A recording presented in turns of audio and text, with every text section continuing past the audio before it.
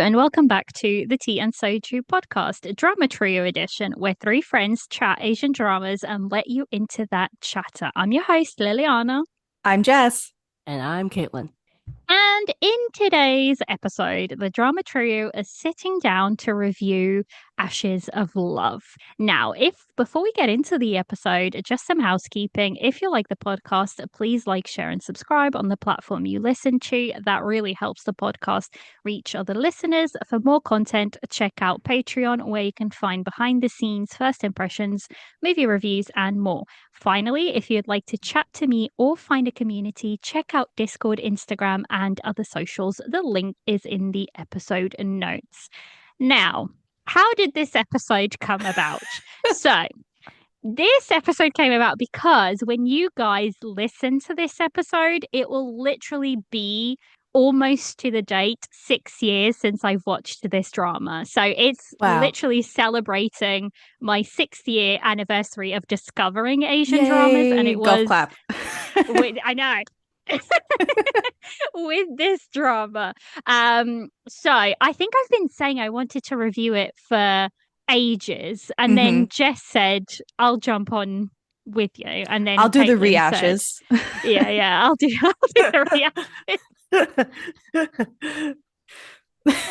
We can see what we're going to expect from Jess today, can't we? Should we explain, Jess, that you're running on 2 hours of sleep? Yeah. So what happened was I had a lot of stuff happen in my life. I was really busy and dealing with things like insurance and illness. And so I didn't have the time to sit down and watch Ashes of Love when I should have. And then I am also naturally a procrastinator. So I was watching Ashes of Love all this week, could not stay up past like midnight. So the binge wasn't going very well. It wasn't very efficient. And so finally I was like, okay, I'm going to binge it over the weekend in like between Friday and Saturday. And the Saturday night binge is what screwed me over because I stayed up all night to watch Ashes of Love. I'm talking like I was like on episode 35 when I started the Saturday night binge at like 9 o'clock at night and went until 5 a.m. Oh God. Yeah. Damn. So I'm not kidding. I went so freaking hard on this binge that my body was just not doing very well. I'm running on fumes. I'm running on basically 2.5 hours of sleep. And I don't think y'all have seen me sleep deprived. I'm going to be very loopy. I'm going to be wired. And hopefully this will be a great episode. I'm feeling really sharp right now. But if there's a dip, just like, I don't know, resuscitate me. Oh, I'll resuscitate you. Yeah. So I'm looking forward to this episode. It's been a long time coming for the drama trio because we have been talking about Ashes of Love. It's a top 5 drama for a couple of us on here. And it's a gateway drama for me and Liliana. Yeah. And Caitlin had never seen it before. So we were like, oh my God, perfect. Let's all watch Ashes of Love. And talk about it together. So this is gonna be, I mean, maybe this is the last drama trio episode. I don't know. Like we'll see. I think lines are gonna be drawn in this episode. Well, people have been saying, we've always said, oh, we haven't really truly disagreed on anything. I just wish it didn't have to be this drama. I'm not gonna lie. Yeah, so we're a little scared. I think Liliana's more scared than I am because we'll see. I did not like this drama. Spoiler alert. I did not like this. And I have made it known that I did not like this drama. You put it out onto the internet before she made recorded it very well multiple times. Multiple videos, multiple times. Yeah. So it is what it is. It is what it is. The thing is, I don't think, I will say right now, I don't think I can separate this drama from the special place it has in my heart. So it was my first drama. I mean, there's people out there that are gonna defend, for example, dramas like Boys Over Flowers because that was their first drama. I'm just True. saying, like, your first drama will always hold a very special place to you. And this was like, technically, this was like the drama that started everything for me. Like, if maybe another drama could have come along and I would have started that instead, but this was the one that popped up. So I think I'm just going to run through everything and then we can just go straight into the review because yeah. So, MDL synopsis. Zifan, the flower deity, dies after giving birth to a daughter, Jin Mi. Before her death, Zifan foresaw that Jin Mi would encounter a fatal love trial and fed her daughter an unfeeling pill to prevent her from developing any romantic feelings. Zifan also instructed the leaders of the flower realm to keep Jin Mi's identity a secret and had her kept locked in a water boundary within the flower realm. Several thousand years later, Jin Mi has grown up into an innocent and naive sprite who longs to see the world outside of the flower realm. When Shu Fang, the fire deity and second son of the heavenly emperor, accidentally lands in the flower realm after being attacked during his phoenix rebirth process, Jin Mi nurses Shu Fang back to health and demands that he takes her along with him when he leaves the flower realm. This is where Jin Mi's adventure and love trial begins as she explores the realms and meets various immortals and demons. That is actually a really good. I didn't think that was a fairly good synopsis. So this is adapted from the web novel Heavy Sweetness, Ash Like Frost by Dian Xian. Now, let's get this out of the way. There is two versions of this drama. There is the version that is available. Netflix used to have it, and it used to have the TV version, which is 63 episodes. That is the version that I originally watched. Same. And then there is the DVD version, which is 60 episodes. Now, I believe that the difference is commercial breaks. So the episodes are just cut slightly different because if you're watching it on TV, you'd have like breaks for, you'd add in breaks for commercials, whereas a DVD version would not have breaks. Vicky currently has the DVD version, and I swear this messed me up for a little bit because I was like, it's 63. Where's the rest of the episodes? And then I was like, I was getting towards the end, like episode 59, and I was like, I feel like there's scenes missing. Like, what is happening? But right. I don't think there is. I think it's honestly just cut differently than when I originally watched it. So I think that's probably where it's coming from. So this filmed all the way back from the 15th of June 2017 to the 16th of October 2017. So 4 months shoot. It aired on August 2nd, 2018 to September 4th, 2018.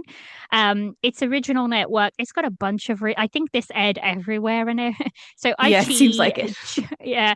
iQIYI, JSTV, Tencent Video, and Yoku. Episodes are about 45 minutes. It has an MDL score of 8.5 and a Douban score of 7.8, which, if you know Douban, that's really good.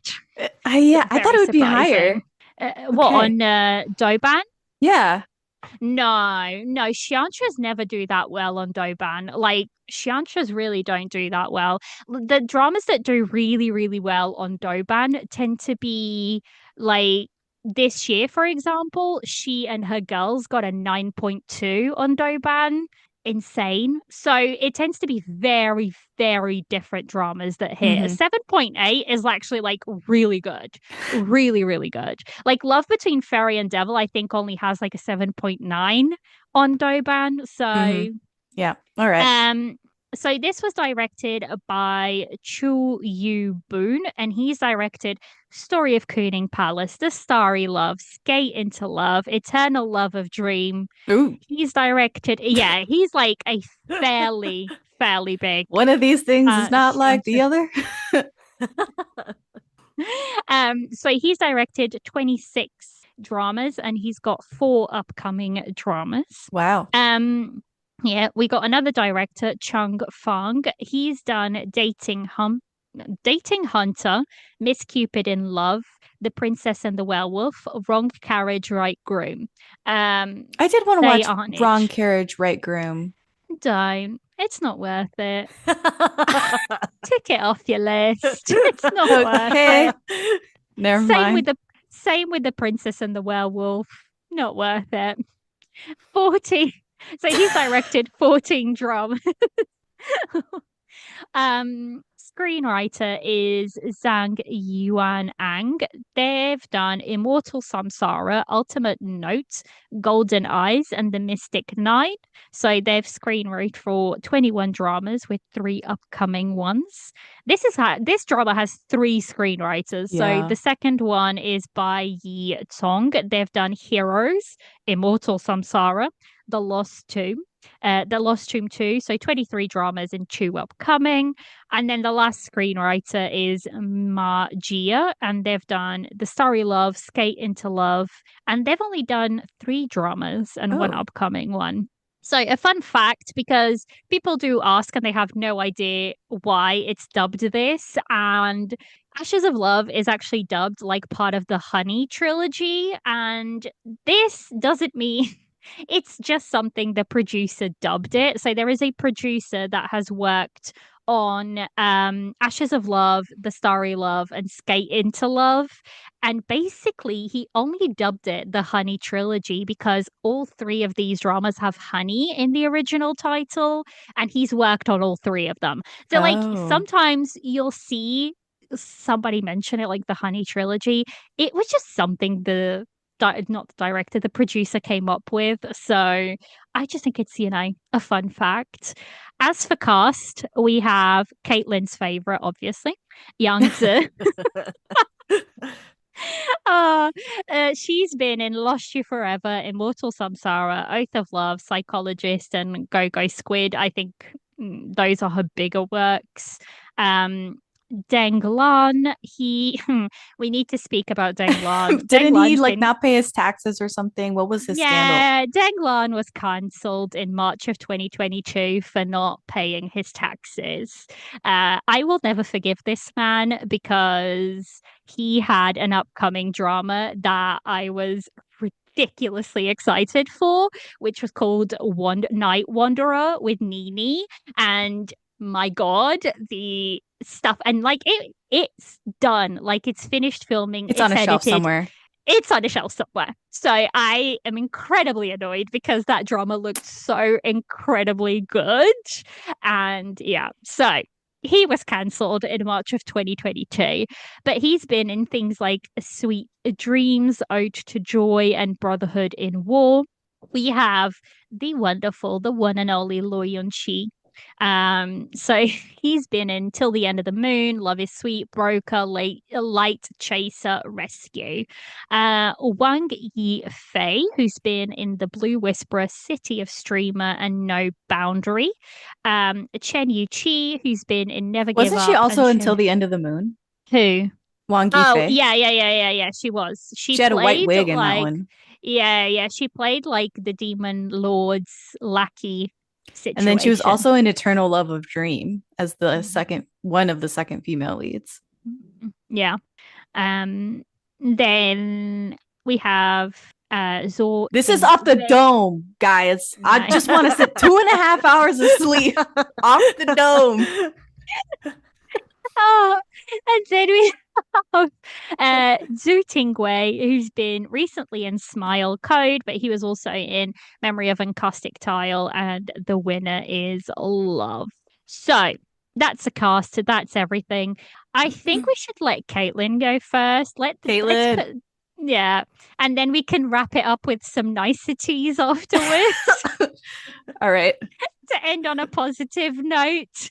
Golly. So, Caitlin, go ahead. Me geared up here. Okay, hold on. Let No me spoiler thoughts. I won't. fear. Yeah. Let me just bring up my there we go. Oh, God. Okay. So, Oh god. Right. spoiler alert, I did not like this drama. Do you want me to give the rating to, or are we just doing non-spoiler thoughts right now? Yeah, just non-spoilers, and then we can rate it afterwards. So I will preface this by saying I am not the biggest Yangza fan, if you did not know. The only drama that I have actually finished, and granted I didn't particularly like it, but I finished it, was Go Go Squid. And I mainly was watching that because of the male lead. So that was her worst role, though. That is not a good role for her. I know. I know. But so going into this drama, I really did not have the best impression of her. And the main problem I had was a specific story part, which was understandable. Like I understood why it was there, but it affected my impression and my liking of the main couple due to this story point. And because no spoilers, I'm not going to say it. So I did not like the main couple. I could not get behind them. I could never connect with them. They annoyed me a lot. I loved the side couple, the demon couple. That was my favorite. Really? Yes, I loved them, which we know what happens to them. So I'll get into that later. True to my word, I always like the people that obviously things happen to in the end. And then because I wasn't really connecting with the main couple, even though I hated them, I found the villains to be a guilty pleasure, especially Lao Yunxi's character. So I loved him to the end. No matter if he was horrible or not, I loved him to the end. And then also just like due to, I think, this one story point, the pacing of the drama was really drawn out for me.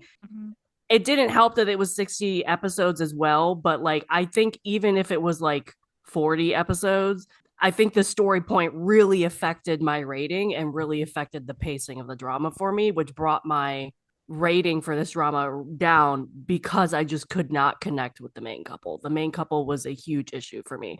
I also did not agree with how the ending played out.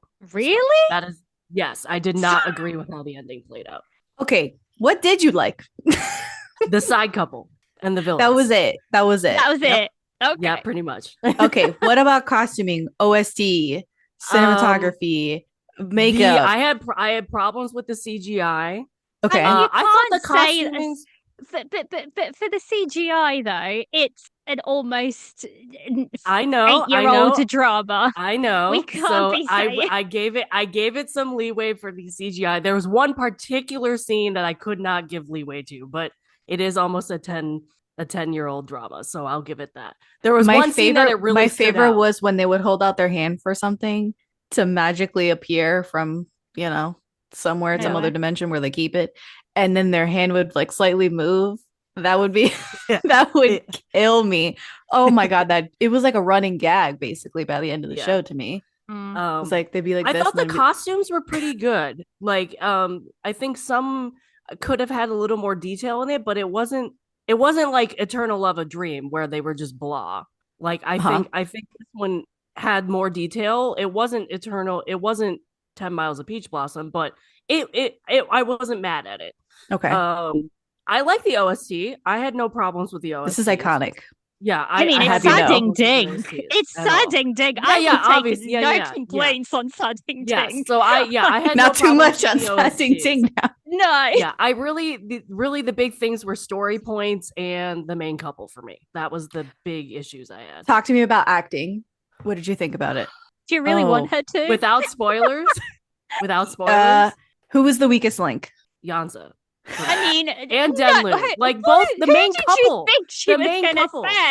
The main couple were the weakest point for me. I think she's made it very clear. Oh Jess. My god. Okay. Anything else?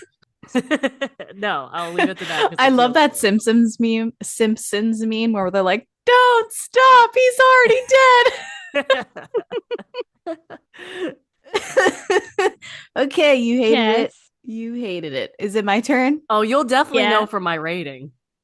You'll definitely. Go ahead, my god! You know my rating system. Yeah. You know my rating system. Jeez. Okay. So you go ahead, Liliana, Jess.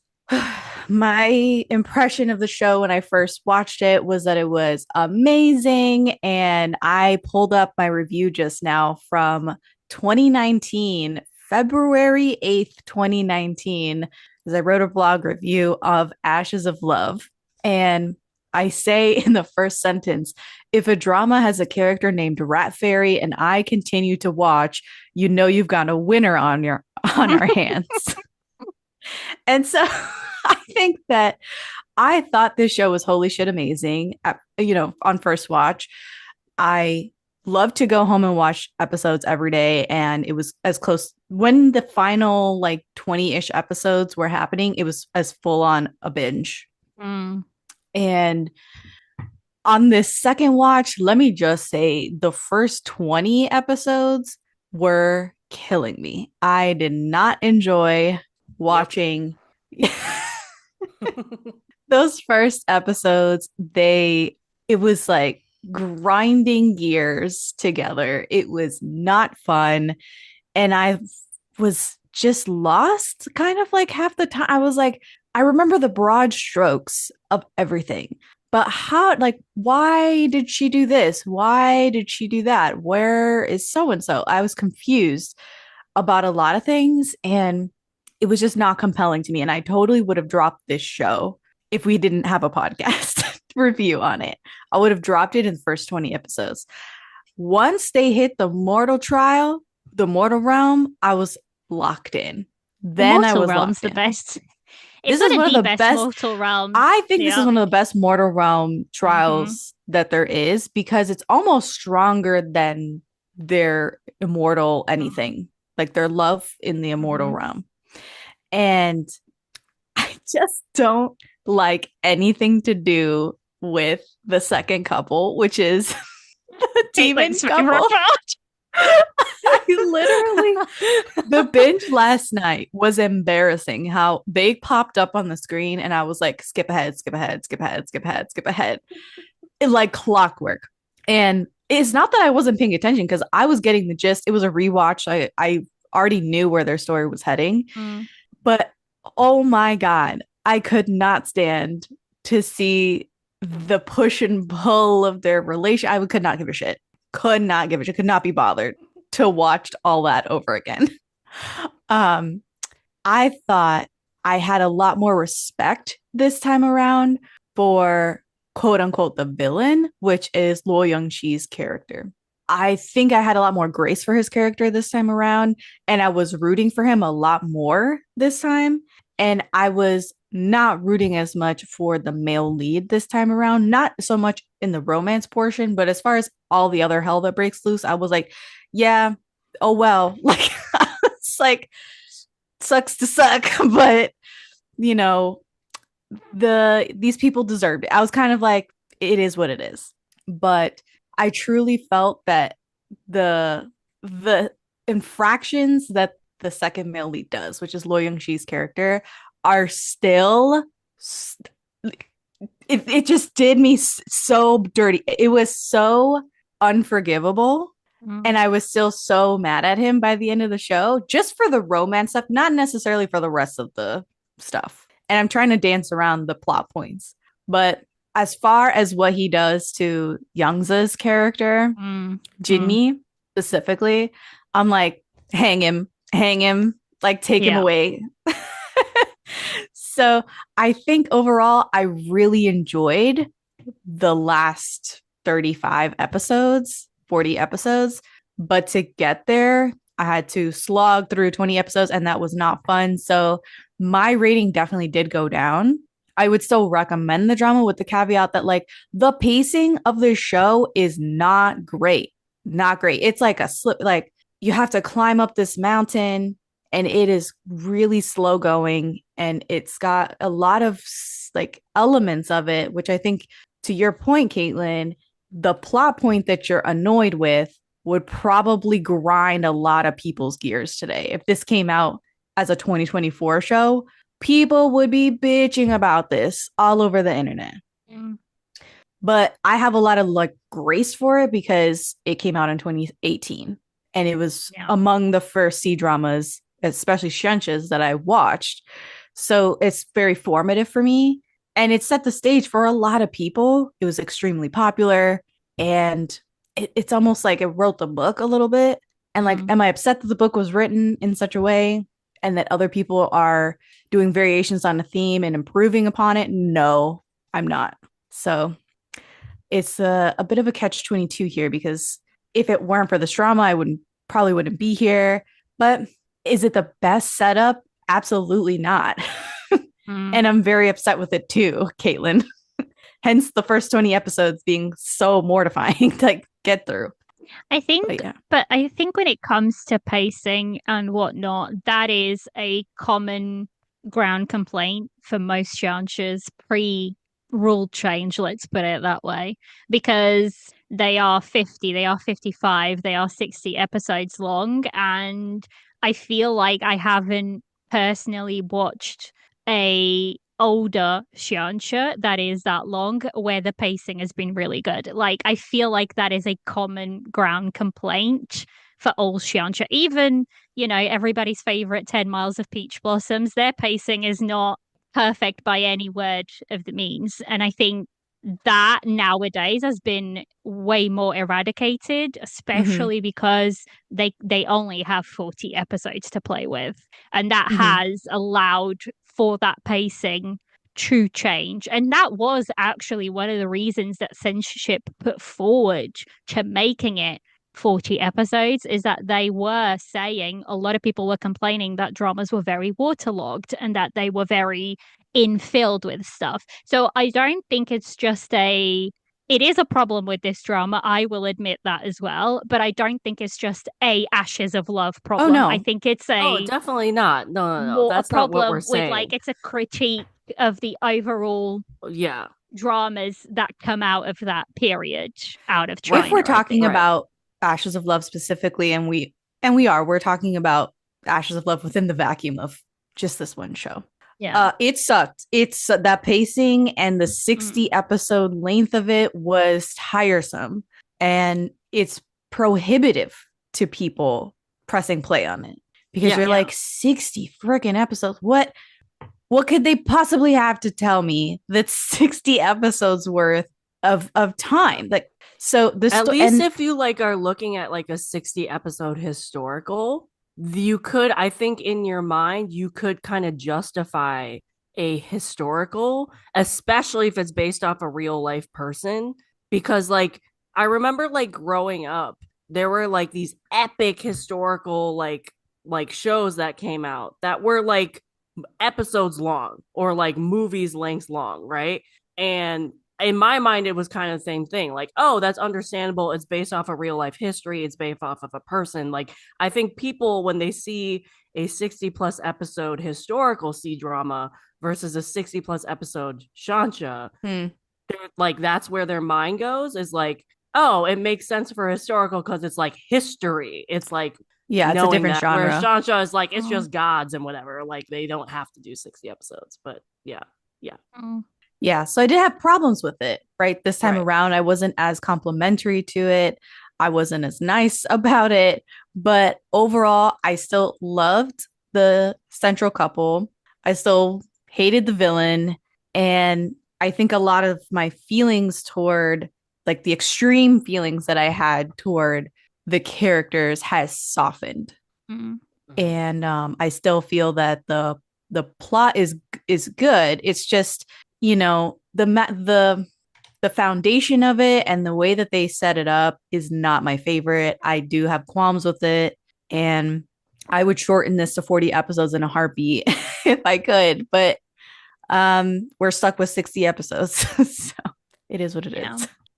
So So I feel for like I'm in the me, middle. I'm in the middle between Liliana and Caitlin. well, you haven't heard what I thought yet because I Oh haven't said God. it. Okay. So for me personally, I have two views of this drama. I have the me as a watcher that will and chooses not to separate it for this being my very first Asian drama. And if I'm thinking about it in that aspect of my head, then I love it because it's very special to me. These characters mean a lot. The first time around that I watched it, I stayed up until 7 o'clock in the morning. I binged it in under 3 days. I binged all episodes and then I watched all the edits available. I listened to the OST and I touched no other Asian drama for 3 months after that. So I really lived in this world for a very long time. And it took me a really long time to even attempt watching anything else afterwards. So to separate from that is a little bit hard. Um, because like I said, it's become like such a special drama to me.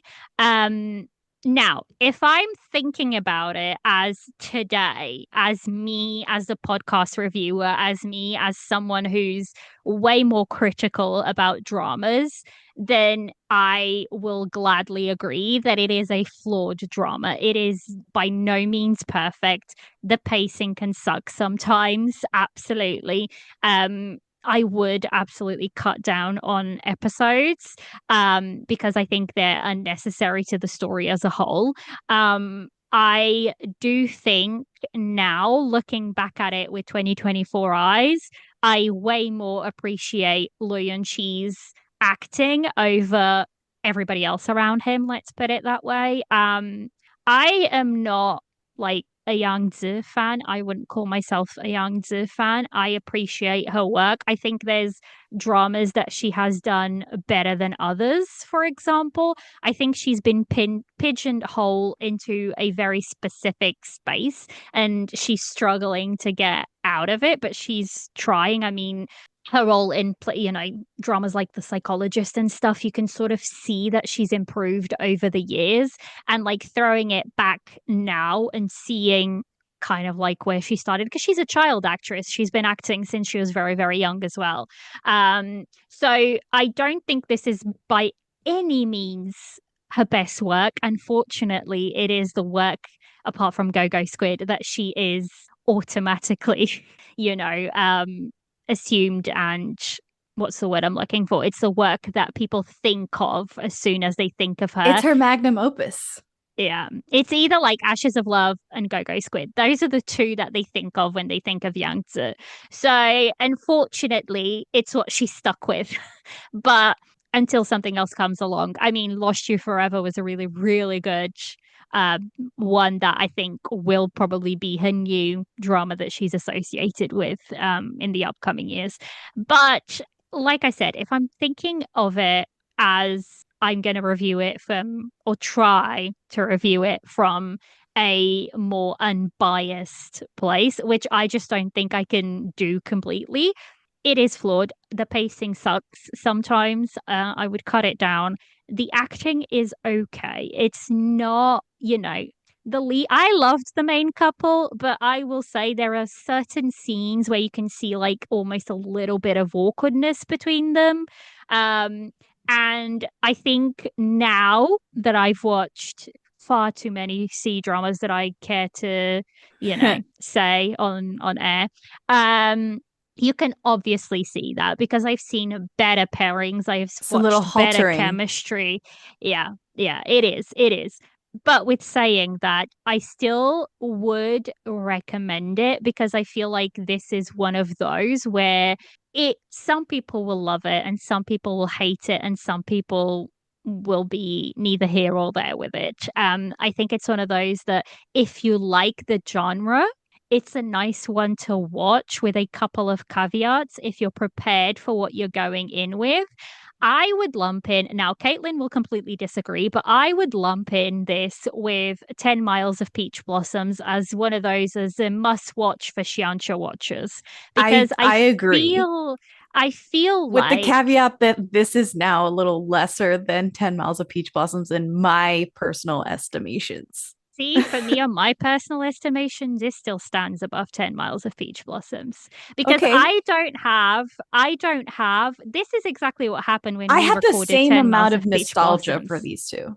Yeah, I have the same yeah. amount of nostalgia for these two, but the rewatch Mm, is like when I come in and say, did it hold up? And I think Ashes of Love came down a bit, whereas 10 mm, Miles, I was like, I see what you're saying, but I still freaking loved it. It was amazing to mm. me. So It's Whereas just, I think I don't this know. is exactly what happened when we reviewed it, 10 Miles of Peach Blossoms, because I didn't like it nowhere as much as you guys did, because you held like I think that nostalgia and that love for it, whereas I was coming in like fresh-eyed and I didn't see, what everybody else kind of saw. So I think this is like the same situation, but just reversed in a sense. Exactly. Yeah. So, because I think, you know, I liked 10 Miles of Peach Blossoms, but I didn't love 10 Miles of Peach Blossoms. So, and Right. I would actually say Caitlin's dislikes of this drama are my dislikes of 10 Miles of Peach Blossoms. I had problems with the main couple and the pacing of that drama, which is what she has with like Ashes of Love. So I feel like we've just like swapped about a bit. Right. So let's rate this and then we can go into the spoilers. So, one teacup is it was something I watched. It wasn't good, but something made me finish. And that's like a 1 to a 5.5 on MDL. Two teacups, the okay ones, dramas I don't really recommend, but they were an okay background watch. And that's a 6 to a 7 on MDL. Three teacups, the enjoyable ones, good dramas. They were enjoyable, and I would recommend people who enjoy this genre. 7.5 to an 8 on MDL. Four teacups, the loved ones. There are dramas that I really loved. There might be a couple of problems with, but overall, a really enjoyable drama that I would recommend to a wider audience. And that's 8.5 to a 9.5 on MDL. And then five teacups, the rose glass, no colored fault dramas. This is rating reserved for dramas that you love so much that you are willing to ignore any problems they may have. And that's like your tens. Now, if I'm rating this in 2018, like with my love of it from 2018, I Okay. would rate it as a five teacup. But me, like my unbiased review, like my unbiased rating for it would probably be more closer to a three teacup because I don't think I would recommend this to like wider audiences. I would recommend this to Xianxia watchers and Xianxia Mm, lovers, but hmm. not necessarily to a wider audience. Fair. So realistically, in my heart of hearts, I used to do this thing actually when I first started Tea and Soju podcast. And whenever I reviewed, because for the first, I don't know, 8 or 10 months, I had no guests. So I was reviewing everything by myself.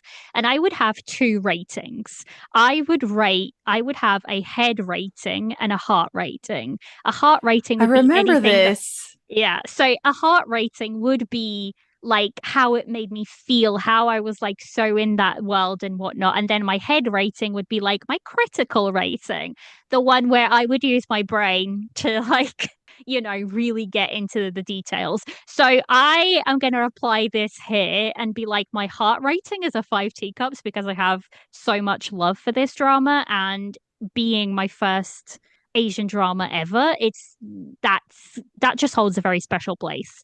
Now, if I'm putting my critical brain on, it's probably more like a three teacup to me. So, what about you, Jess? So I actually have my rating from my blog review. I gave it a 4.5 out of 5 stars, which is very high. Like I hardly ever give anything like full marks, like 5 out of 5. So I think I'm gonna knock it one whole star. So I'll probably give it 3.5 Oh, teacups. yeah, Yeah. yeah. Caitlin, we all know But where the first 20 Caitlin is episodes is a heading. one teacup. Yeah. I feel like that's where Caitlin is heading, so it's fine. Yeah, absolutely. That it's a one teacup for Yeah, me. see, I because would have, I had I would have, already seen, yeah, I I would have had already dropped seen her this, but the MDL one. podcast made me finish it. So I definitely would have dropped this if I was watching it just on my own. But because we were reviewing it, I have this thing where like if I'm going to review a drama, I'm going to finish it. Yeah. So Mm. yeah, I definitely it's a one teacup for me. Yeah. Oh, Oh, goodness. Right. gracious. Right. Now, this is your spoiler warning on this like almost 10-year-old drama. So if you have it, there will be spoilers ahead. So we can basically almost review this in arcs because the story does very clearly kind of have like arcs to it. Yeah. So I think we can just sort of go through. I did write down like a little breakdown Oh of yeah. like the Oh yeah, first couple, perfect. yeah, of the arc. So the first part, I just said like that's the kind of like first two episodes really, or you can even lump it with 2 through to 5, which is basically Jinmi's birth story, Phoenix's rebirth, and Let me then just say, her. if all women could give birth the way that the flower deity gave birth, Yeah, it that'd would be be lovely. a beautiful world, Yeah. because she just kind of like, she winced a little bit. She was kind of like, And there was a baby. and there was a baby floating above her. Yeah. It was beautiful and ethereal. And I remember thinking, I want to give birth like that. It was funny. Yeah. So we have all of that set up. Now, I actually kind of liked it that they showed us that setup. So we were kind of understanding why she was trapped and whatnot. And it kind of gave her a reason to be that innocent almost. Because a lot of them always start with like being really innocent and then we don't really know why. They're just young and naive, I suppose. Yeah, so she's So given the perishing pellet, like, yeah, at from birth. Jump. Her mom Yeah, stuffs it in her mouth, and it's Yeah. going to prevent her from Loving. feeling any love or affection Mhm. in Mhm. her heart of hearts. And it will also prevent her from going through this love trial in her first 10,000 years of life, which is what her mom predicted. She prophesied over her daughter. And I really hated this setup because it completely stunted our female lead for, I don't know, 30 episodes or so.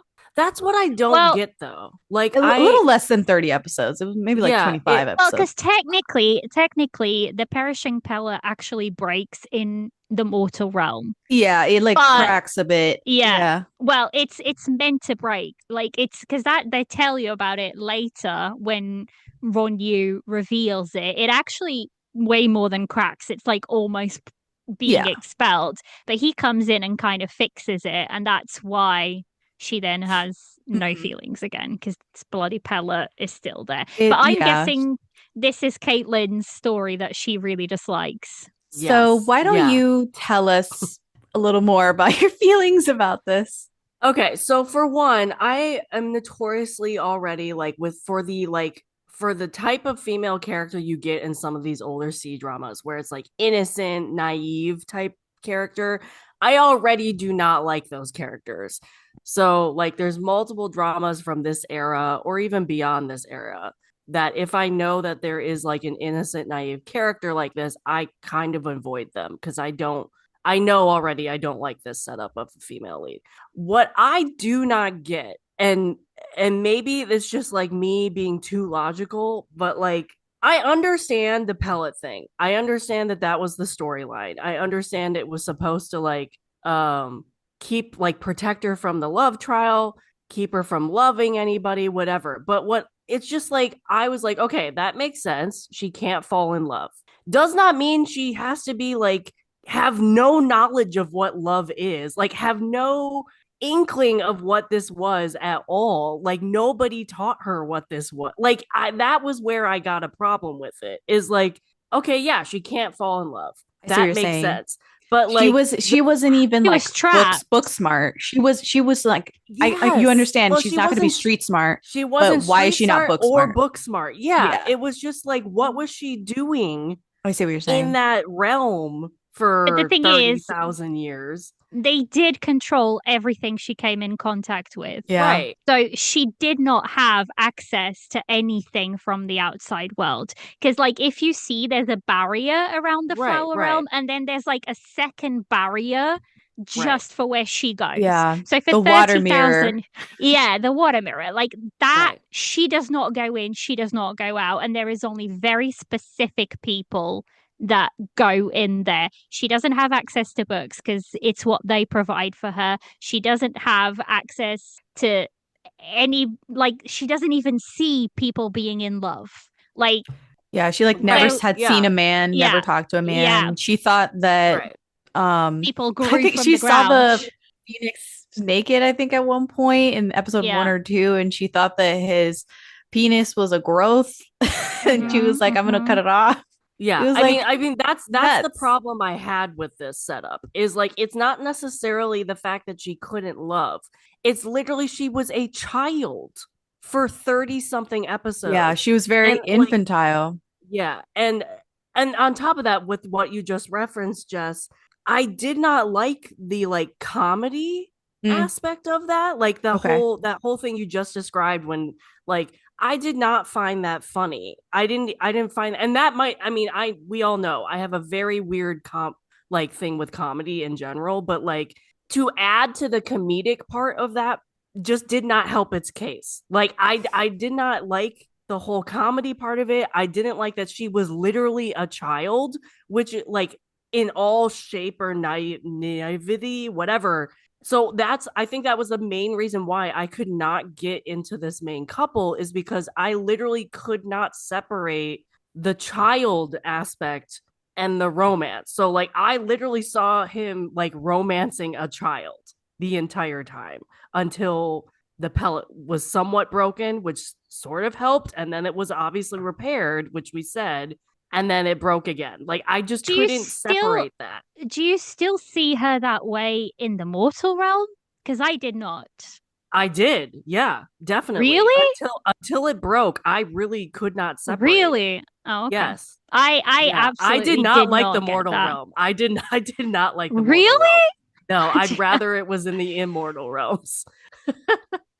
See, I completely disagree with that aspect of it, especially the mortal realm part Mm, of it, because she grew a lot, I think, in the mortal realm as like part of it. I mhm. think she changed a lot as a character, and I think you also see the difference of, especially like that, you can see the difference of her in the first half where she is, like you said, very, innocent and whatnot. But then she has the mortal realm. And even when that pellet is fixed, she comes back to the immortal realm and she is way more grown up than I think she was before we had the mortal realm Mm. arc. Oh, I mean, I agree with that. Like there's definitely a change in character. But I think what was bad for me is like the damage was already done type thing. Like even when it was broken, even when she did grow up in the Morum, I do agree with that. The fact that I just didn't disliked when she was innocent so much, I don't think anything could have really repaired my opinion of that. Because even when she was broken, I still had issues with her character in like some of the decisions she made Yeah, I have at a the very end too. I feel what you feel, but like a fraction of it. Yeah. But I do understand where you're coming from because I don't know if you guys have seen the movie Poor Things with Mm-mm. Emma No. Stone. I've Okay. heard of it. I've Okay. heard of I it hate though. that movie, but it's has a does a very similar thing where you have Right. this protagonist who is this what like a child, a literal infant brain stuck in a woman's body. And the men that are around her love her free spirit, love her naivety, and they fall in love with her for that. But they're also like projecting. And both of the male leads do that in this in this show. Like they're projecting everything that they want to feel, everything that they want in a partner onto her because she's like a blank slate. Yeah.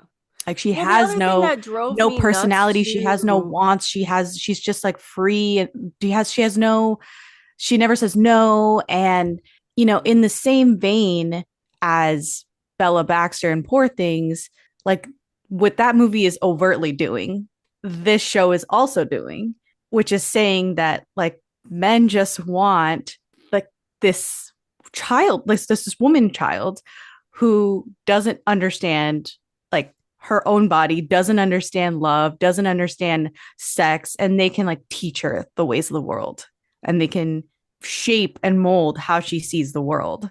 But that's the And other thing I it's had an issue with, manipulative. though. They didn't teach her. Like when it took forever. Yeah, it took forever for especially Denloon's character, but Lao Yushi's character too, to realize that like what was going on, which obviously was a story point. They wanted to stretch it out as much as possible, but I don't know. The entire time I was like, okay, dude, you know something's off. You know Mhm. that she is supposed to realize this or she's supposed to know this. He mentions Why this at the don't you very end of the teach show. her? He's like, I knew something was off, but like I didn't investigate. I didn't Right. Like, why didn't like you do anything investigate? about Like, it. that was my other issue is like, okay, you notice something's off. You notice that response wasn't right, or like she had no response. Why don't you explain it to her? Like, I obviously the flower realm wouldn't want to. I get that. But like, when she's exposed to other people who obviously didn't know what had happened, even her father, why not sit her down and have that discussion with her or even realize something is off and Yeah, there's no male investigate character it? that seeks to give Exactly. her the agency that she's missing. Yeah, and that was another issue I had a lot with her character and the characters around her. Yeah, they just want to make decisions on her behalf, think they know what's best for her. And again, like it's just very manipulative. It feels icky because it is icky. And, it's the born sexy yesterday trope is annoying. It's not I feminist, feel really. like I So feel I like think that's this why you're upset, I is feel like this because whole discussion is going to make me think twice about my why, you know, like I my understand where you're coming from, Caitlin, and I agree. Right, right. I agree.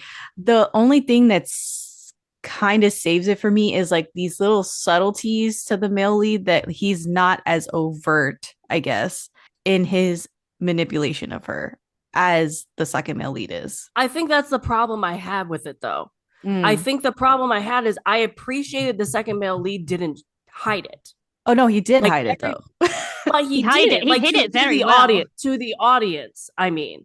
Like Oh, I as an see. audience member, we knew he was manipulative. We knew he was evil. We knew his motivations were not because he loved her. It's because he was obsessed with her and didn't want his brother to have her, right? Whereas the male lead and every other male, to an extent, the emperor, the father with her mother, like, that type of thing, they weren't as overtly showing it to the audience or her, right? And that was the other issue I had with it, is like, that's why I liked the second male lead more, but I also just liked him more because I just could not connect with the main couple at all, especially the male lead and the female lead. But like, that's, I think I just was looking for other things to appreciate and like and get me to the end of this drama.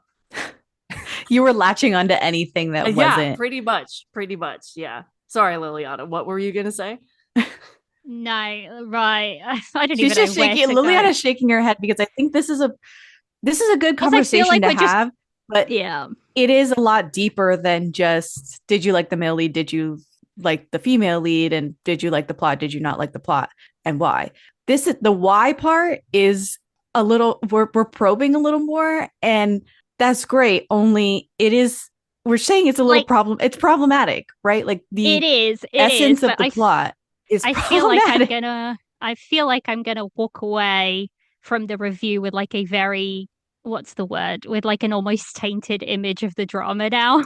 Because I'm like sorry. no, I get it. I get it like where both of you are coming from. Yeah. I do. I just didn't, I guess, see it that way.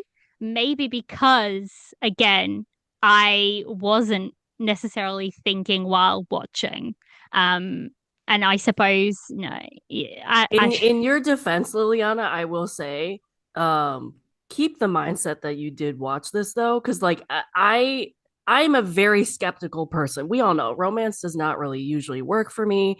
I'm a crime girly. Like I find these things in a lot of dramas. So like if you love this drama and you appreciate the romance on this, like I don't want to taint that for you because it's but I think I was also watching this in terms of like I can't turn off my crime brain. That's basically what I'm saying. Like it's like I always view dramas like that.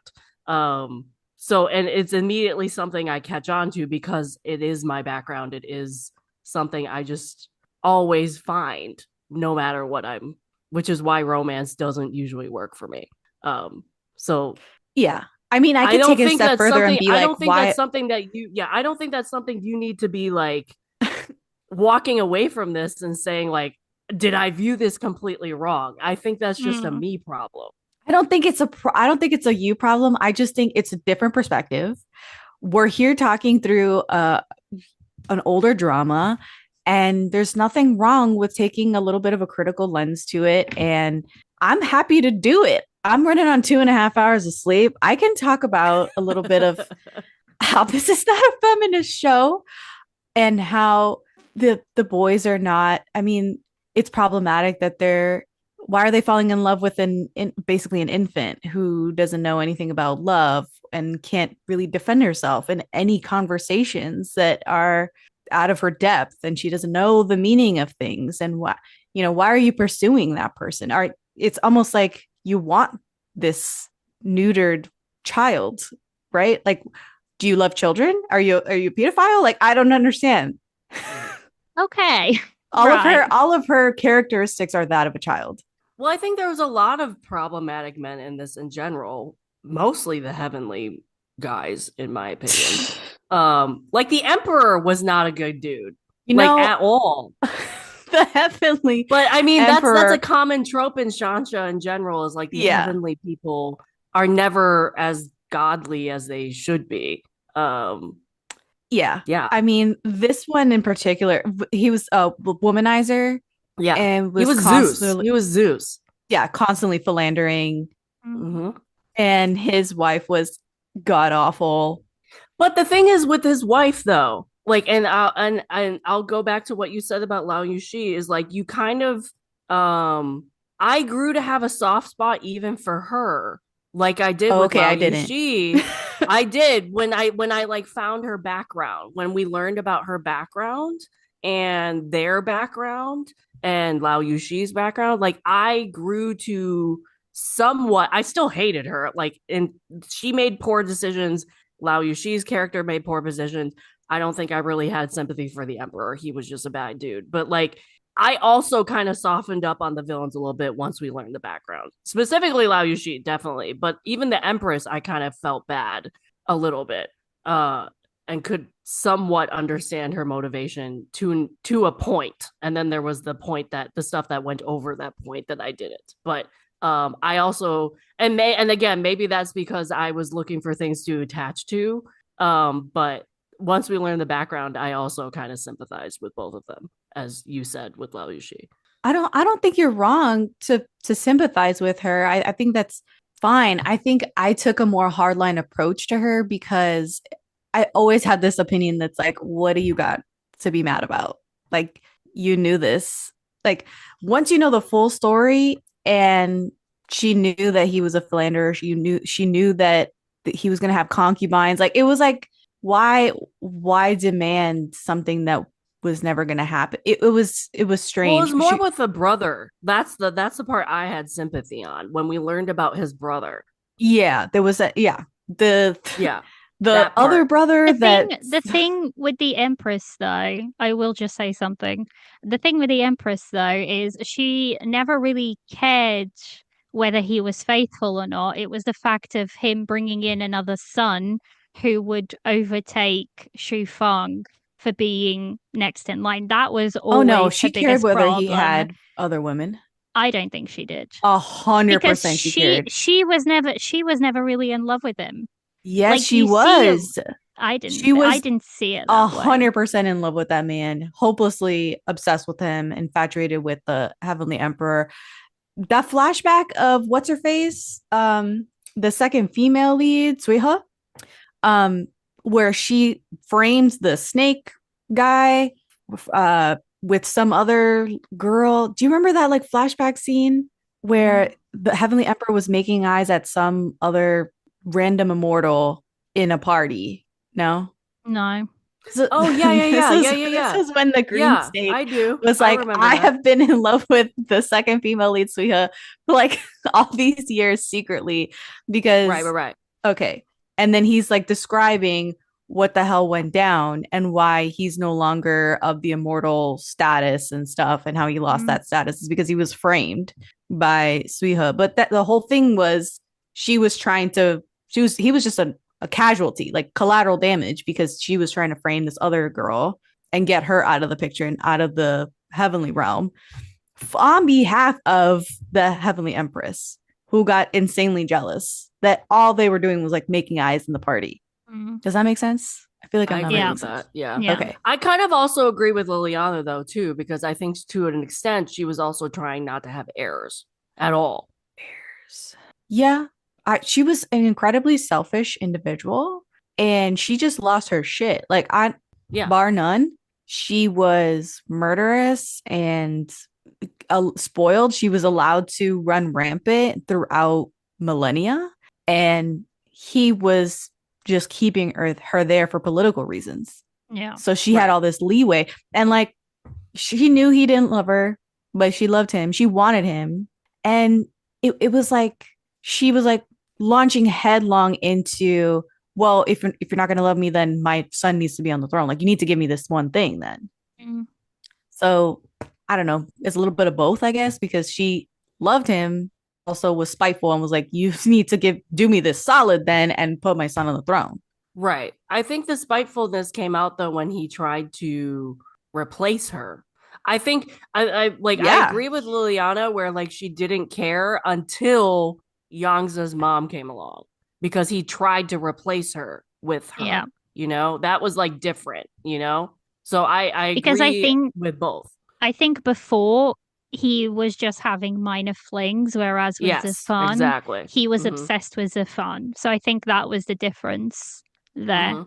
Is the fact that there would be a true potential for him to want to give her the Empress seat rather than other people that didn't really mean a lot to him. Right. Because even like with Lao Yuxi's mother, like there was never going to it was never going to happen that she was going to be replaced with her.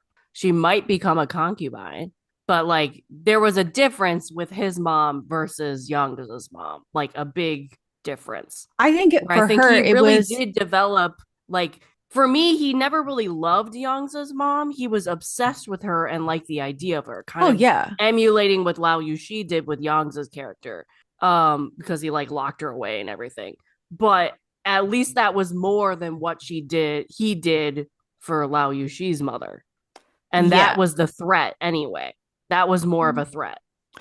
I think on top of all this, the Heavenly Empress was just power hungry and she wanted all this power. And so having her son on the throne added to that, and being the Heavenly Empress, like holding on to this position, was essential to her keeping all of because it was all she had. That was all. And she said this just before she died, was that like, my one thing that I always wanted was power. And then she offs herself. She jumps off the cliff. It was like all these confluence of things, right, that played into why she was just a crazy bitch. But how did we get on this topic, by the way? We're talking. I was talking about it was me. We got on this topic because of me, because I said I sympathized with the villains way earlier than I should have. Okay, we can go back. We can go back to the timeline because we jumped from we were talking shit about the plot setup of her being this like infantile thing, right? Because of the pellet, the perishing pellet, and then I don't know. We got on the Heavenly Empress. Yeah. I don't know. Okay, I said basically due to the perishing pellet, I had to find other things I liked or attached to. That's how we got to it. Yes. Okay. So. Why don't we recenter? We can recenter. We can go ahead.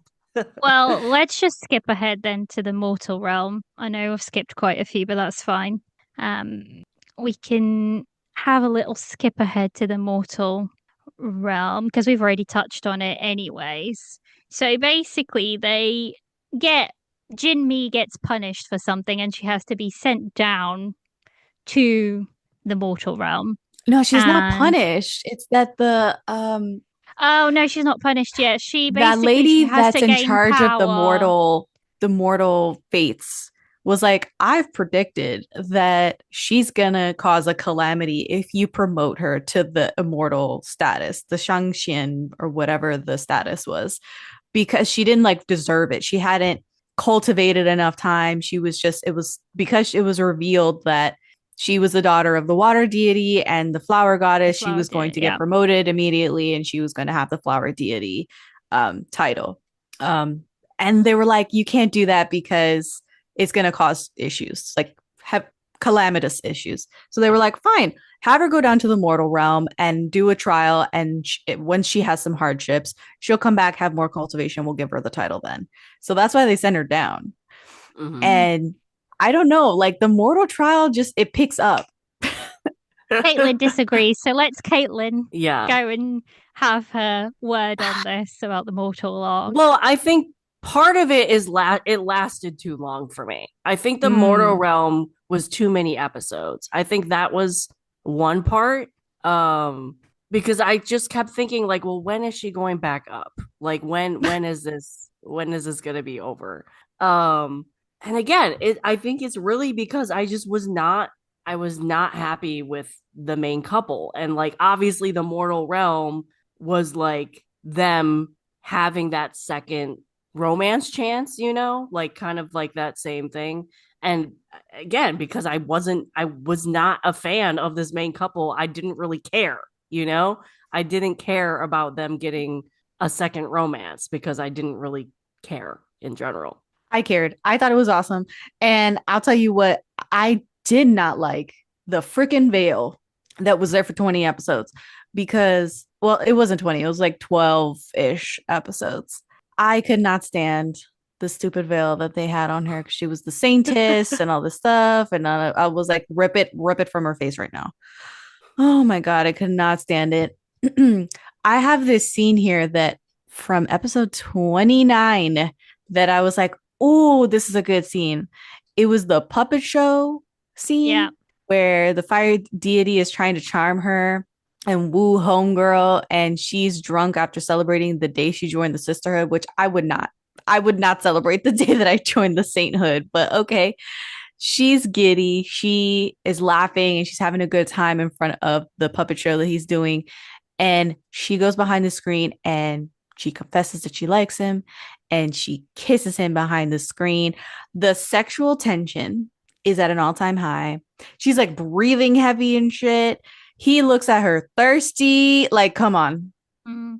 Come No, I on. agree. I liked that scene. Yeah, I that was think a great scene.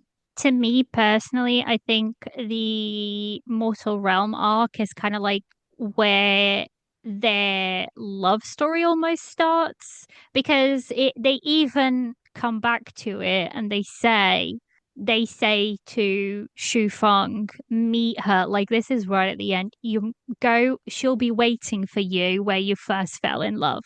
So and they come back to the mortal realm and to that specific place where he found her or where she found him, when he was injured as the king. So I feel like to me personally, the mortal realm is kind of like where their love story really starts. I like the fact that there was a lot of tension there, you know, they're on equal footing right now in terms of they haven't got any magical power. He hasn't got any of his, well, he is a king and she's a saintress, but apart from that aspect of it, it's just like almost human to human. There's no magic involved right now, and I like to see how she, like, the pellet starts to break. That, well, it breaks almost completely in this arc. To be fair, I wished it would have just broken, but that would have not set up the rest of the story, I suppose. But I quite like the coffin scene where it Oh, reminds yeah. me a little bit of like Till the End of the Moon and their coffin Yes. scene, although that was way more toxic and way more unhealthy than this, I would say personally. Um, but that's quite a good scene, and especially because she is there. He just doesn't see that she's there because she hasn't quite gotten back up. And then he dies, and they kind of like he sees her again, and they hug, Mm, and then they go back up together. I really liked that, that part I agree. of the mortal realm. I I, unlike Caitlin, didn't think it was too long. Personally, I think mortal arcs are always something that I dislike in general, but in Ashes of Love, I almost don't mind it because it is like a breather for the both of them for a little bit. So I liked I quite liked the Mortal Realm arc in general. Mhm. Um, so so yeah. And let's see what's up. So, one thing. So, I think the other reason why I didn't particularly like the Mortal Realm is I was more interested in what was going on with Lao Yuxi's character during it. Let's talk about it. Especially like his whole background coming out and Yes. everything. This was Like, like an embarrassing exposition dump that they did in yeah, like 29:30. yeah, and I think because I was bored, I latched onto that a lot more. Like one of my favorite scenes in the entire drama was him fighting Yes. the Empress Yes. and with like the water thing. A That was like hundred that. percent. Yeah, I loved that scene. That's a great scene. Because I also liked that this realm, this arc also kind of him starting to become a villain. It made like because I mean in the before the mortal realm, you kind of could predict that this was going to be a love triangle type thing, and like because they were so happy go lucky before the whole spiral happened, I was like, oh, they definitely are going to have a love triangle, and some brother is going to rebel against the other brother. It happened to be Lao Yushi's character. But I could see like that scene, that fight scene with the Empress was like, oh, this is why he became famous after this drama. Like that scene is why he's known for Yeah. this. The other thing that I couldn't Yeah, so wrap let's my head pause here around. because 29 through 30 are the episodes you're talking about. Yeah. The second male lead reunites with his mom. There's this big exposition dump about his conception, his mother's Arowana tribe downfall, Right. what his father did, and all this shit. And how, as a child, he was manipulated by the Heavenly Empress to abandon his mom and take a pellet to forget his whole childhood, which I thought, if you were mad about this lady giving you a pellet to make you forget your whole childhood and make you forget the love you had for your mom and make you forget like all this stuff that happened to you as a child, why would you continue the cycle and fix the pellet on the female lead? Yeah. It's extremely toxic and manipulative. Right. He is a toxic character, though. Yes. Regardless of the way you spin it, he is That's a why he's a toxic guilty character. pleasure to like him. It's awful. Like for him to it's awful. after seeing the pain that he was in, after realizing what he forgot and all of these things and how he was in the wrong, even though he didn't know it, he inflicted the same pain knowingly on her, on the female lead. Right. Because crazy stuff. Then the scene you're talking about, the fight at the lakeside, I was shocked. I was like, I don't remember any of this. This is amazing. There was so much wire work. The explosions. They set off charges on land and on the water. In the water. Yeah. Right. It looked incredible.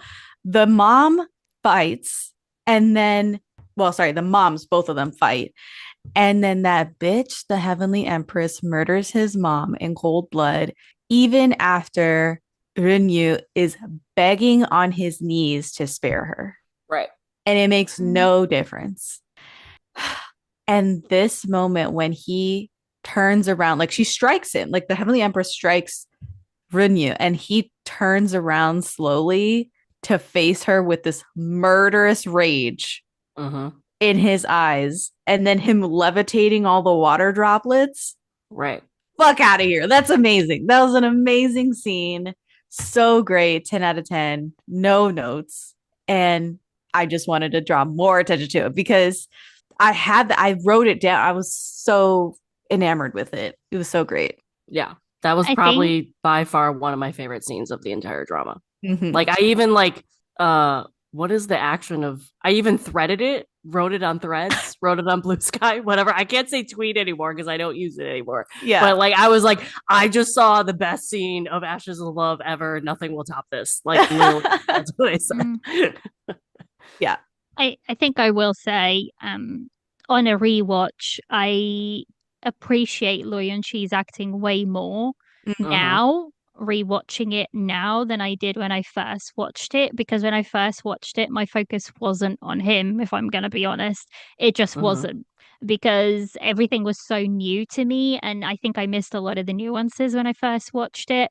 Whereas watching it a second time around, knowing the actor that he is, knowing the micro expressions that he can produce, and the the duality that he has, I think I appreciated not his character, because I don't necessarily liked his character, because you're not supposed to, I don't think, but I appreciated his acting way, way, way more this time around, for the ability that he has to start the show off as a character that technically is very lovable. I think at Right. first he is a very likable character for the first half, not even half, well, first third of the show. But I would say then third. I mean, as soon as slow. he manipulates the dad into upholding the marriage alliance or the marriage Yeah. contract, Yeah. I was like, I remember like messaging you guys in the DMs, and I was like, this guy just did. I don't remember him doing this.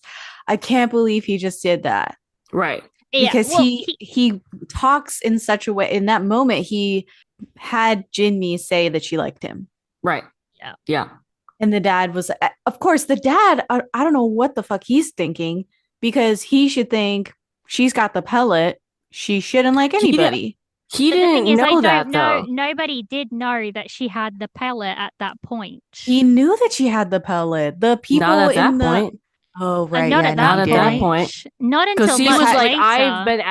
I've been an absent father. If she likes him, she likes him. I'm not going to destroy Yeah. that You're for her. totally right. She had some other seal on her that he took her to get removed, but it wasn't the pellet. That was because she had her water magic sealed in, so they Right. wouldn't Yeah. Yeah, know yeah. she was his daughter. Okay, okay, Yeah. okay. Never mind, never mind. But yeah, so the dad was like, "Oh, great. Well, now I have to uphold this old promise that I made to the Heavenly Emperor, because these two are in love." Hmm. Yeah. Vile. It's like Yeah. dirty work that Renyu is doing. That's not till I think they come back from the mortal realm, I don't believe. No, that's before. Is it before the That's mortal before. realm? It's That's yeah, it's right before. before. Yeah. Because her stone thing wasn't even cracked at that scene. The other thing that I kind of was like, okay, was the whole at first when we find out that her like handmaiden person in the mortal realm, that second girl, Oh my the God. Yes. at Ruru. first when we found out that she was poisoning her, I Yeah. I was like, oh, like somebody's manipulating her, blah blah blah blah. And then we find out that she's doing it so they can leave. I'm like, Yeah. Ruru what? took it upon herself to poison her, the saintess. Yeah. That And was then she wild. forgave her, and I was like, No, okay, like that. I was like, okay, all right. Um, that was wild to that me. was crazy. That was wild because I was like, okay, someone has to be making her do this. Like the father guy has to be making her do this. No. Nope, nope. It's Under just no her. duress. Yeah, Just came up with that yeah, herself. yeah. Yeah, that was crazy. No And consequences also for that that. whole thing with the fighting arrow, like the fight over the arrow. Oh yeah, the yeah, that was a MacGuffin. I The was whole just show. like, just someone please shoot it. Why does it have to I hang from want a you to. ceiling for 20 episodes? It's because Moodsy catches it, but he doesn't want to actually Right. do what the Empress wants him to do. So Yeah, he's yeah. trying to find a loop around Right. to be able to say that he's doing what she wants, but without actually having to do it. So Right. I Yeah. think that's why there's a whole shenanigan with that. Because if they get shot with that, that's it. There's nothing. They Yeah. They just don't want to die. become murderers. They don't. Yeah. Because there's no rebirth, there's nothing. Like they die on both realms. So Right. I think that was why it was being slung around, because nobody actually wanted to use it except Suher, who probably did want to use it to kill Jinmi off, but she never Right. really got her hands on it. So I think that's why it was being thrown around, but nobody actually wanted to use it. Correct. Correct. Right. much. So, Episode 34, we have to talk about it. 34. What was 34? Oh, 34. Yes. 34. So because Shufeng brings the red lotus lamps up to heaven from the mortal realm, preserving them in his palace garden thing. And then they drink osmanthus wine that she made before they went to the mortal realm. And she conjures up some red lotus blossoms real lotus blossoms on the water. And they're having like this picturesque, beautiful little date night. And he goes ahead and asks her if she'd be willing to marry him because she was willing to marry him in the mortal realm.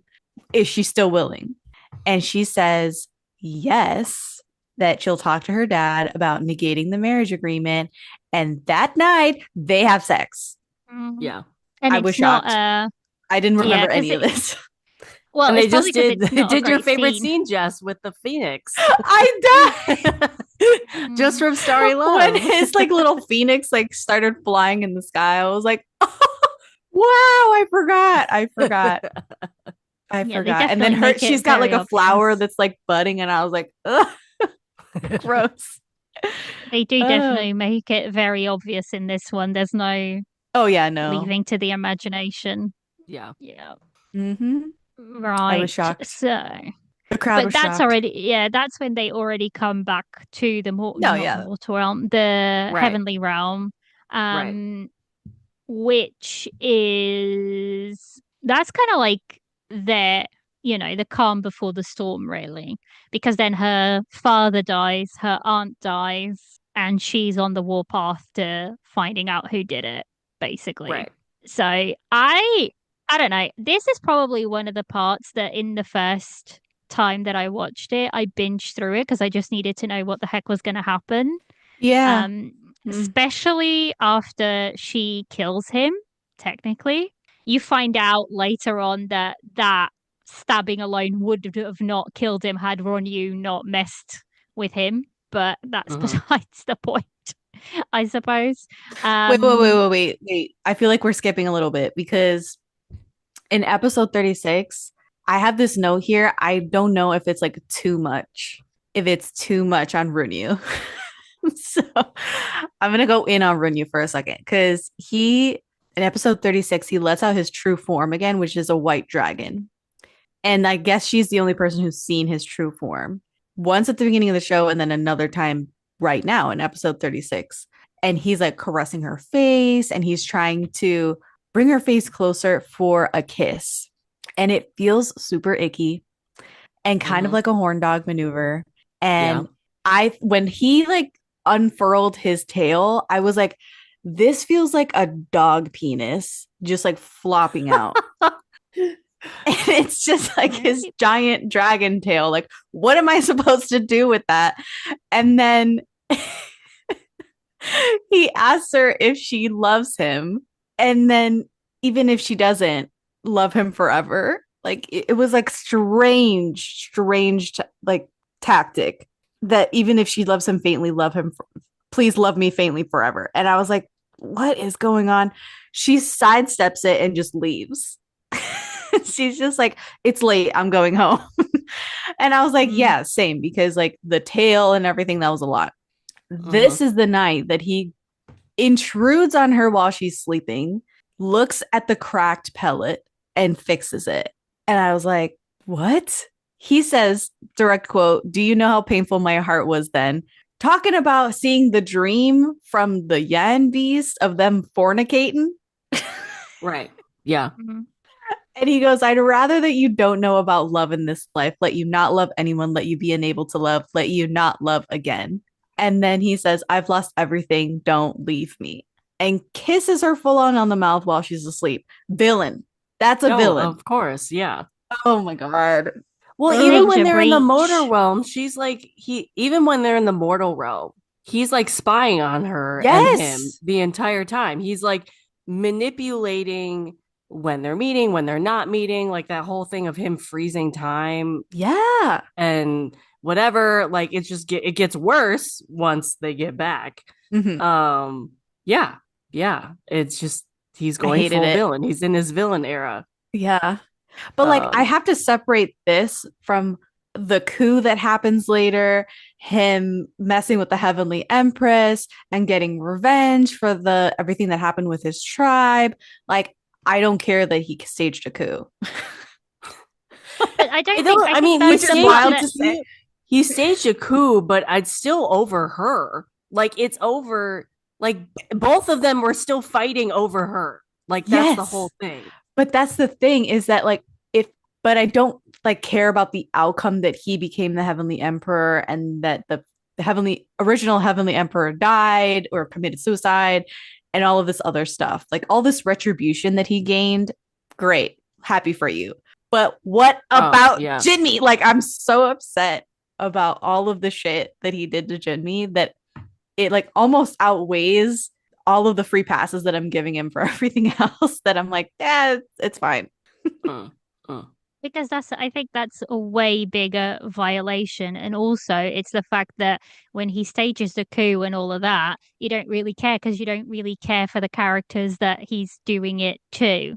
Whereas with Jinmi, I feel like that's a way bigger breach of trust, and he just becomes, an icky man, Reprehensible. so to speak. Yeah, yeah. I don't think it's forgivable in any sort of the word. I always despise the kiss them while they're asleep type situation, Yes. Right. especially when they're not in a relationship. There is no way, you know, to forgive that, I think. So I think like those, everything else I could kind of be like, he's fine. But like when it comes to his dealings and him, because he does, he violates her in a way that is Yes. not okay. So I don't think there's any coming back from that. There never was, but from that specific scene, I don't think there is any coming back from it at Yeah. all.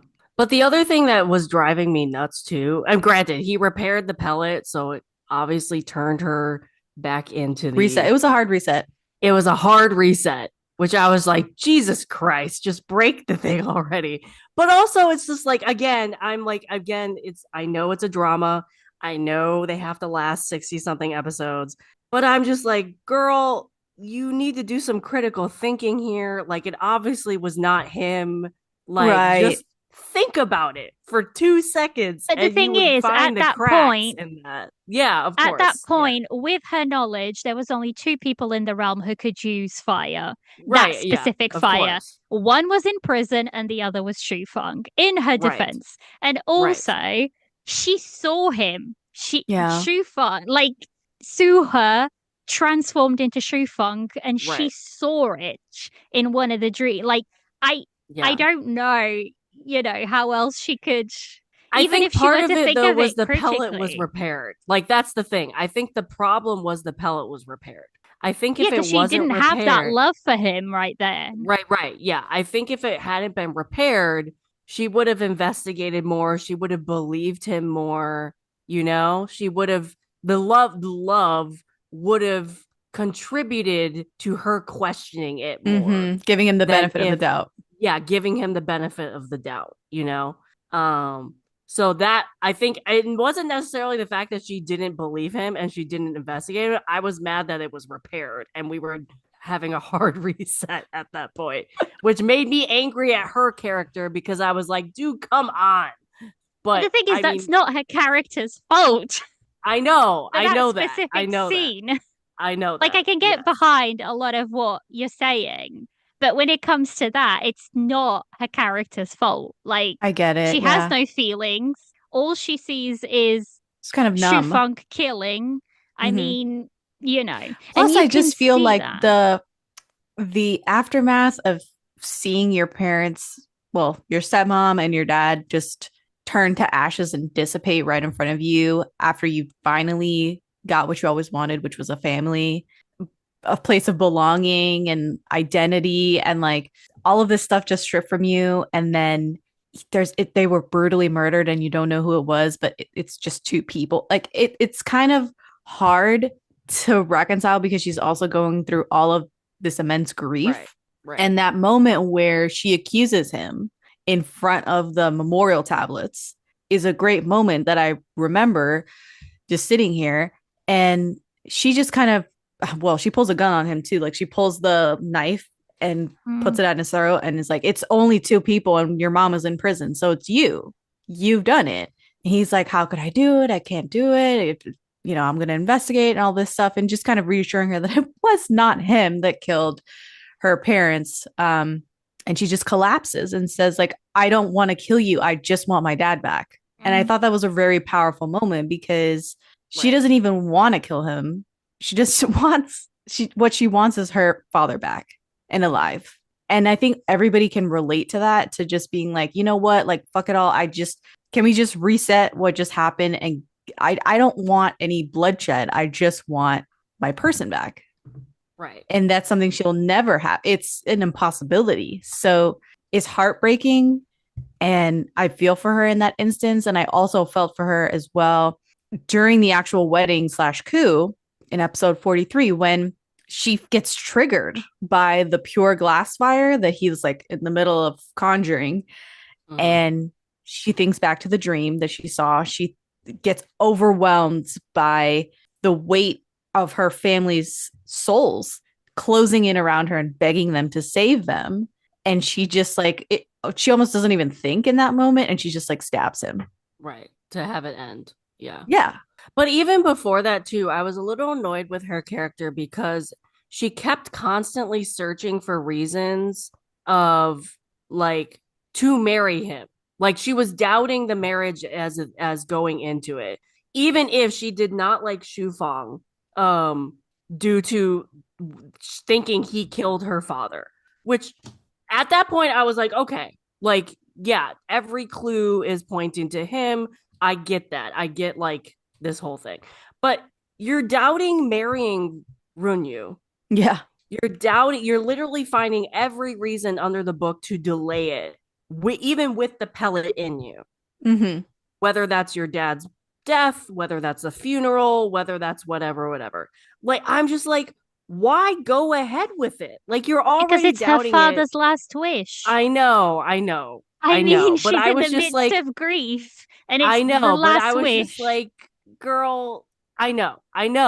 I realize that. But I was just like, you're still having doubts. Like, you're driving me nuts because I know you're doing this because it's your father's last wish. But the father also had a conversation with her and was like, you know what? Whoever you choose, whichever one of them you choose, fine, I'll support it. And he was very gentle with her when he said this. And she was like, thank you so much. That night he dies. That night he's murdered. But she doesn't take that bit where he's like, I'll support you no matter what. She took the fact that he was gung ho about this wedding for years and stuck with that bit. Yeah. So even up to that wedding, I was like, girl, you need to make a decision. Like, I know you're in grief, but you need to make a decision. I did not like her character even going up to the wedding. She's very wishy-washy. Extra. And we know this. I do not do well with wishy-washy characters. Like, I really don't. Even if you have a pellet stopping you from loving it, and the fact you were still wishy-washy, I'm just like, I completely understand the grief part. I completely understand like the whole stabbing part, even though it created more strife and misunderstanding. I completely understand why she chose that, but I still was like, you're too wishy-washy for me. I get it. This scene of her stabbing him is ingrained in my memory. I still remember it from the first watch that I did in 2018/2019. And him slowly turning to her and whispering, why? Yeah. And her screaming back, you know why? It's you who killed my father. It's you who killed Auntie Linshu.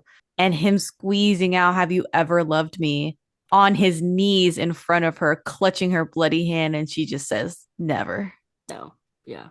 Yeah, but then you also have that whole segment right after where, because of that, the pellet does come out and all of the feelings hit her at once. And I know Caitlin is not a fan, but I think that scene specifically does show it was good acting. I was about to say that. I agree. That was good acting.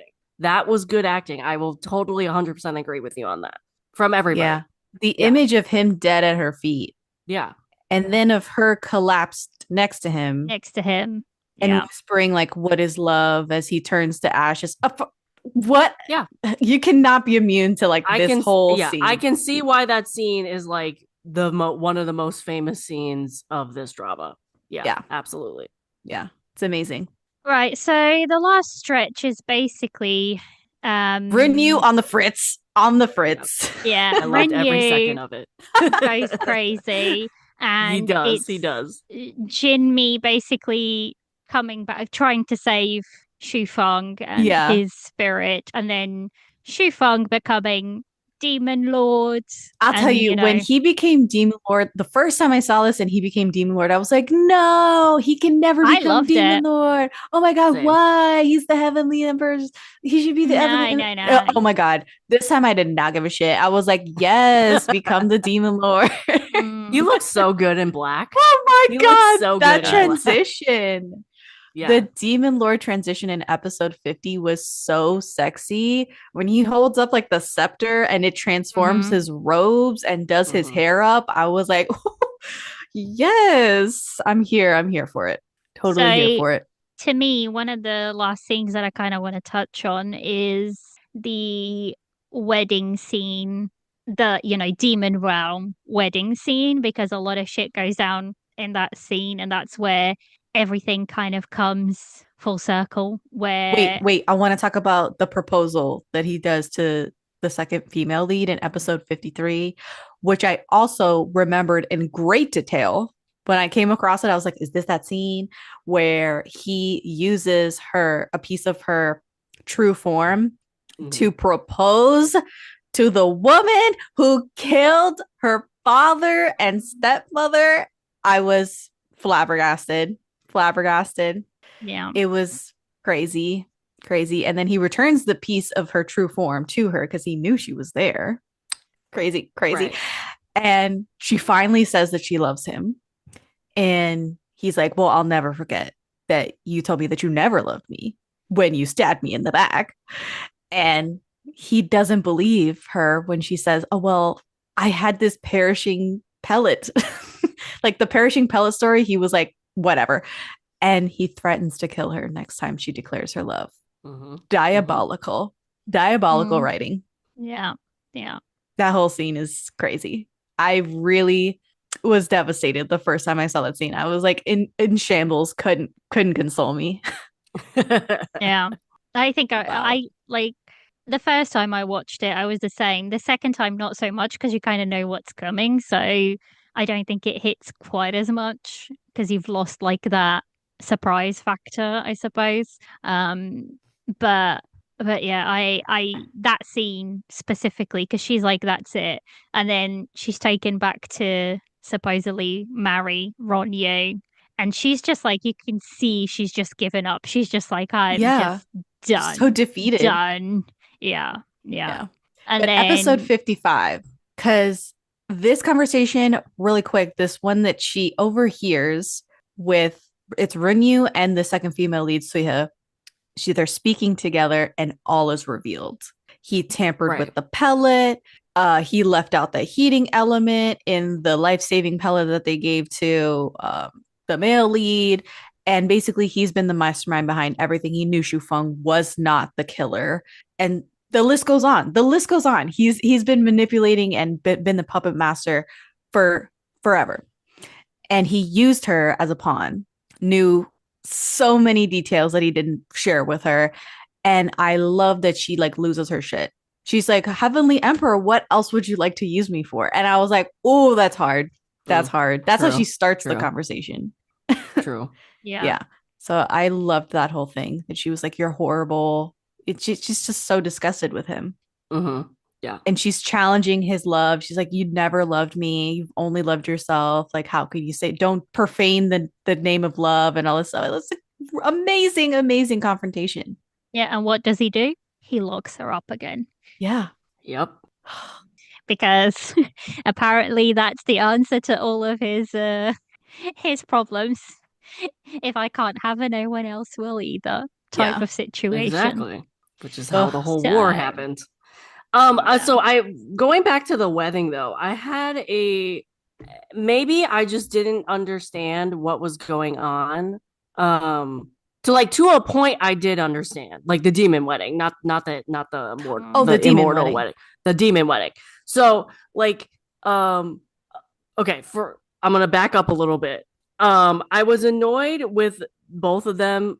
Obviously, she thought he still killed her father. She still had stabbed him, so they had animosity between the two. And obviously, he like just walked in and didn't see the second female lead make the fire and try to hit her when she went to get the pellet to save her friend, the demon friend, who was poisoned. That dude. So I was annoyed with all that. Because I was like, dude, just make up already. We have 5 episodes. I okay, like wrap it up. So the wedding happened. The uncle dude and the demon guy knocks the second female lead unconscious and keeps her from going to the wedding. And then they put Yangza in the place. I could not understand, and I rewatched the scene, and I don't know if I missed something. I'm not sure like why they did this, but like why did they tie her up and then like puppet master her into doing the wedding? Like because I she was didn't want to go. at She that didn't part. want to do that. She was going against her will. She was going to stay in the flower realm to make She was sure that just the gonna go flower realm away. was okay. Yeah. And they were like, Okay. yeah, no, we're not doing that. We're going to take you to the demon realm. And Okay. when they got there, that's when they were like, oh, let's replace you with they were always going to replace her as the bride, but they didn't know that they had this other plan that they Right. So already I was a little annoyed by that choice because at that point she knew, unless correct me if I'm wrong, didn't she know that he didn't kill her father at that point, Oh right? yeah. Yeah. So in my mind, it's like, oh, like when they were setting that up, right? I was like, oh, she's gonna go down and replace her, and they're gonna have this wedding, and they're gonna declare their love, and it's gonna be very satisfying, right? And then they pulled the thing off, and she's being puppeted through it. I'm like, because in seriously, her like you head, still have doubt, like you still are it's like, not No, it's it's not not the doubt doubt. that In her he head, killed. in her head, Shu Feng has been very clear that he's going to marry Suhe, and the scenes that she's seen between them, he's been very loving towards Suhe. So in her head, he does not love her. He said so to her, and mhm, he has made sure she is aware of that fact. And she, and Sue, he's in her head, he's in love with Suha. So what's the point of her forcing her way into a marriage that there is no love between them? So right, why would she put okay, herself in that position? Like that, if I would have hated it She was like, he if it doesn't want was, me. yeah, but I'm still gonna go in. Like that would have been way, way worse than her being controlled to do it. okay. I personally didn't like the control thing, but I think I just didn't understand the full concept of it. I would have liked her to just do it herself. But Yeah, the that was my little uncle, thing. the red string uncle and the snake were like, these two people are being really stubborn and they love each other. And we're just going to play Cupid here and make sure this switcheroo happens. Right. That's why they puppeteered her. But like she, for all intents and purposes, she's just believing him finally. Everything Yeah. that he says and does, she's taking him at his word. And she's like, well, he hates me. I stabbed him in the back and he's mad, understandably. And he's going to marry this other girl who happens to be the true murderer, but like he doesn't believe me. He doesn't believe anything I say. So like he doesn't want me. He doesn't want to see me. I'm not going to show up at his wedding, let alone like replace the bride. So Right. yeah, Right. Yeah. So that was the I didn't thinking on that. particularly like how that wedding went out, but like I don't think I also acknowledge I probably didn't understand the full picture of what was going on at that moment because I like kept repeating it. I'm like, okay, how did they get to the point of puppeting her in that? Like, did I miss something? Like, did something get cut off because it's a 60 episode thing? Like, I don't understand how we got here. But yeah, I didn't particularly like how that played out, in my opinion. Um, your Right. explanation, I still didn't really like how it played out, but like it makes a more understanding of like why it played out the way it did. So yeah. Yeah. Right. Shall we just skip ahead to the ending Yep. then Let's do and the let's ending. wrap Yeah. it up? Um, let Caitlin get let's Caitlin go first, and then we can finish it because we know she didn't like it, and then we can finish it up on a more positive you're note. gonna cushion what I say. Yeah. Um, so obviously the whole coup happens. Obviously the whole war happens, and obviously Runyu is like full on toxic second male lead and wants to start an entire war and destroy everything to get her back on his side, even if that means locking her up for the rest of eternity. And destroying everything she loves, like the flower and realm and destroying everything. Yeah, and all her destroying friends. everything. Yeah, obviously that's bad. Um, what I did not like about the ending was like after all of this happens, after all of this, and I do understand. Let me preface this by saying I do understand why they went the direction they did. I don't think it was enough for me in terms of his character specifically, of his ending. I did not like his ending. Mm-hmm. I understood why they went there though. I did not like the fact that he still ended up being the Heavenly Emperor. Oh. And I also did not like how chummy the two leads were at the end. I didn't Yeah. understand why, because he literally was going to destroy everything just to have her. Yeah. And I mean, to an extent, I kind of understood it because she ended up dying because of them, that they could not see past her and see past his obsession, his Shufang the love, and she ended up dying because of this, because of Mm-hmm. the war they created around her. But I'm just like, dude, if I had a brother that literally killed my wife in front of me Yeah. because of his obsession, because he started a war because of her, I would not be playing chess with him and like drinking with him I think it'd at be the no end of contact this. at that point. Yeah, like I didn't understand that. Like I didn't understand why they were like so chummy at the end. And he was I mean, I understood why he got the Heavenly Emperor because Shufang did not want it. He did Yeah. not want it. He didn't want to do it. He wanted to go live in the human realm and find his wife. Like I got that.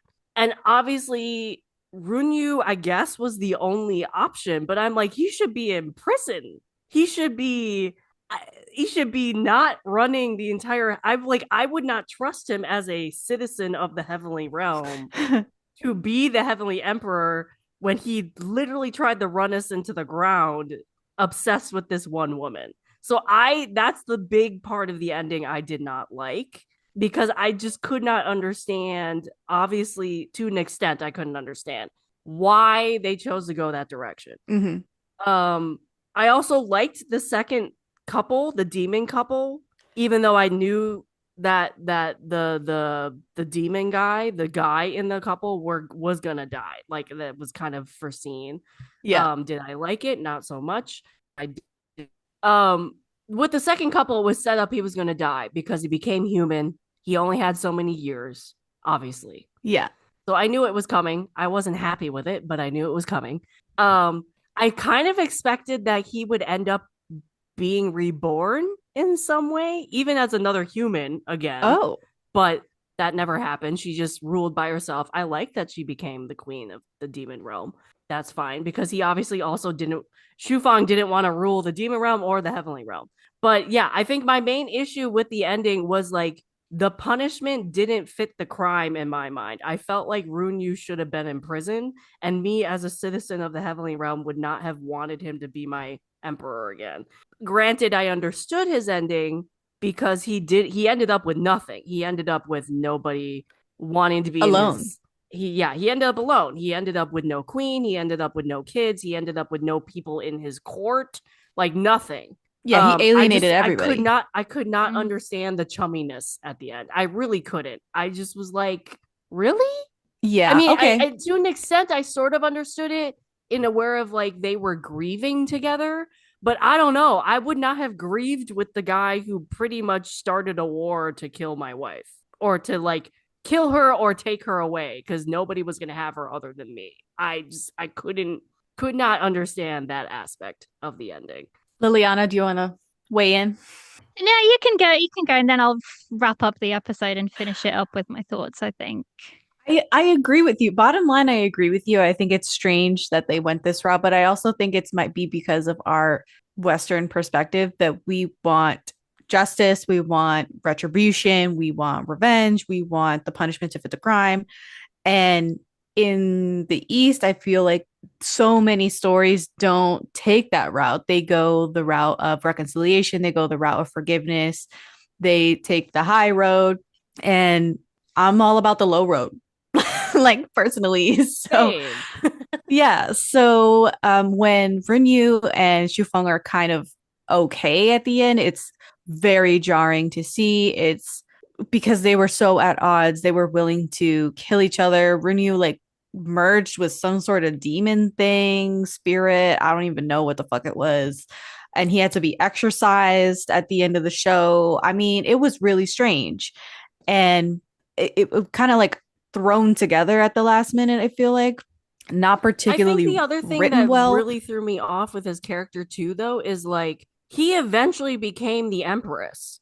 So why did she like in terms of the murdering aspect and like Yeah, starting a he and war? then he So like repeated why did history because she his father did the same thing, like killed exactly? his brother, killed his father, Yeah. took the throne, So like why and then did was a she end tyrant. up getting murdered or like murdered? But why did she end up getting like death for her punishment while he ended up chumming with her brother at the end? Oh, I see what you're saying. Yeah.